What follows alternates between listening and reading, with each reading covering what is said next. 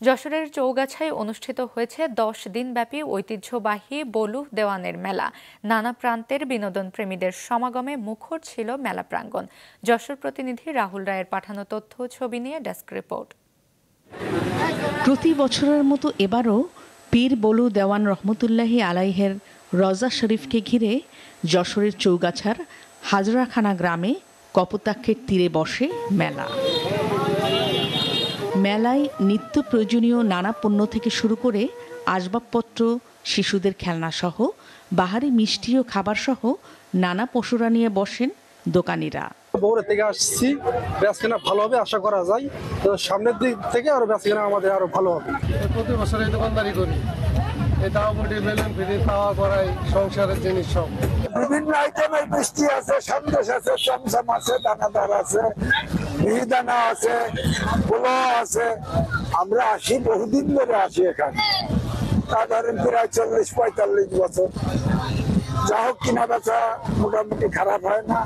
হাজরাখানা ছাড়াও এর আশেপাশের গ্রামের মানুষের সমাগম ঘটে মেলায়।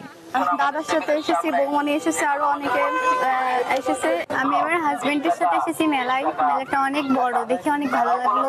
অনেক মানুষ এখানে এসে কেনাকাটা করে, ঘুরে ফিরে, কোনো সমস্যা হয় না বা কোনো ঝামেলা হয় না। এখানে খুব ভালো পরিবেশ। বাংলাদেশের বিভিন্ন এলাকা থেকে বিভিন্ন দোকানেরা নিয়ে এসছে, অনেক প্রকার মালামাল এখানে আছে। দর্শনার্থীরা আছে, পীর সাহেবের ভক্তগণ এখানে উপস্থিত হয়ে থাকে। এটা আমরা চেষ্টা করি যে সুন্দর করে পরিচালনার জন্য।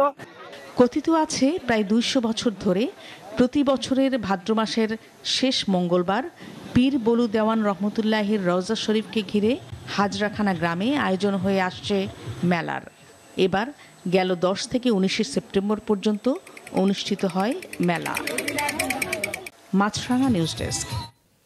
চট্টগ্রাম ইপিজেডের এক তৈরি পোশাক কর্মী ধর্ষণ মামলার পলাতক আসামি মোহাম্মদ মুসলিমকে পতেঙ্গা থানার কাঠগড়ের জাল্লাপাড়া মোড় থেকে গ্রেফতার করেছে র্যাব। অভিযোগে জানা যায়, বিয়ের কথা বলে ওই নারীর সঙ্গে প্রেমের সম্পর্ক গড়ে তাকে ফেনীতে নিয়ে ধর্ষণ করে মুসলিম। ধর্ষিতা তার বিরুদ্ধে মামলা করলে পালিয়ে যায় সে।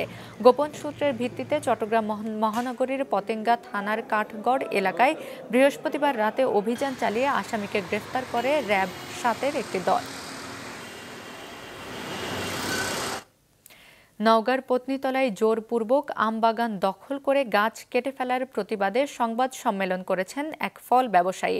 দুপুরে শহরের ঐতিহ্যবাহী প্যারিমোহন গ্রন্থাগারে লিখিত বক্তব্য তুলে ধরেন ভুক্তভোগী ফল ব্যবসায়ী আবুল হোসেন। তিনি বলেন, 12 বছর আগে পত্নীতলা উপজেলার ছালিগ্রাম মৌজায় 4.32 একর জমি কিনে 1200 আম গাছের চারা রোপণ করে ভোগ দখল করে আসছিলেন।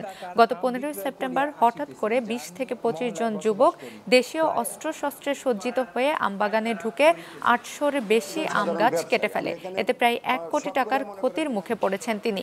জড়িতদের বিরুদ্ধে দ্রুত আইনগত ব্যবস্থার দাবি জানান ভুক্তভোগী ব্যবসায়ী।